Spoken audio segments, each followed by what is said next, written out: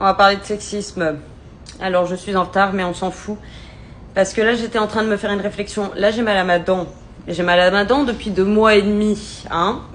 Et oui, depuis qu'elle s'est réveillée en France. En vrai, il n'y a pas eu beaucoup de jours sans souffrance. Il y en a eu après l'opération à Belo Horizonte. Mais pourquoi? Mais parce que j'étais sous antidouleur. C'est à partir de là que j'ai commencé à prendre des vrais antidouleurs. Pas les trucs de pitchenette là de France qui n'anesthésient absolument rien. Et donc voilà, en fait, à longueur de journée, je suis en train de détruire mes reins, mon foie, mon pancréas, mon estomac, tout ce que vous voulez, pour ne pas me tuer moi à cause de la souffrance, qui est littéralement intolérable. Donc voilà, là tout à l'heure, pas de chance, j'ai oublié. Normalement, quand je me réveille, j'enchaîne Doecil, ça s'appelle Dipelona, Nimesulida et Flanax. Voilà, c'est le nom des médicaments que je prends ici. Sachant que j'ai toujours ma codéine de France qui ne fait aucun effet. On rappelle, c'est une douleur plus forte que la codéine. Donc bon, là j'ai oublié, je suis sortie, je suis allée acheter des vitamines C, puisqu'il faut que j'en prenne aussi. Je suis allée tirer de l'argent, bref, je reviens.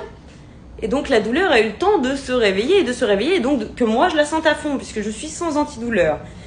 Donc là, j'étais en mode, oh Seigneur. Donc là, je prends 3 antidouleurs d'affilée, les uns après les autres, en mode, va bien, va falloir que ça marche, quoi. Et là, elle est toujours latente, parce que comme j'ai trop attendu entre le réveil et le moment où j'ai pris mes médocs, du coup, la douleur est à fond.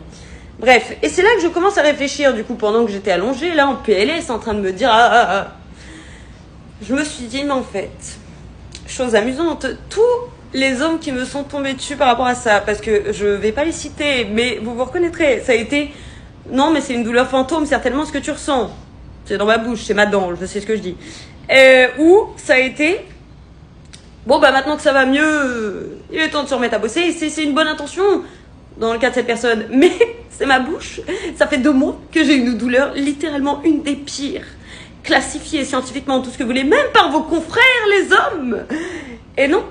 Parce que je ne pleure pas, parce que je ne suis pas une fragile. Il y a des gens, c'est pareil, qui sont venus me trouver sur les réseaux en me disant « Oui, mais si tu arrives à faire des vidéos, c'est que tu souffres pas vraiment. » Je suis en mode « Mais vous ?» En fait, le problème, c'est le sexisme, c'est le gaslighting, c'est le mansplaining. Voilà, c'est les 3 mots à retenir. Parce que chaque fois qu'une femme vous dit qu'elle a mal, et alors attention, je suis blanche, une fois de plus, c'est pire pour les noirs.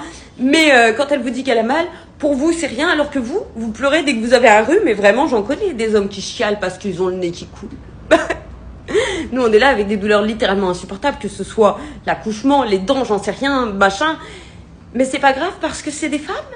Donc nous, on ne peut pas se plaindre parce que vous ne ressentez pas cette douleur, c'est que nous, on ment. Le nombre de fois où ma crédibilité a été remise en doute juste parce que je suis une femme est hallucinant.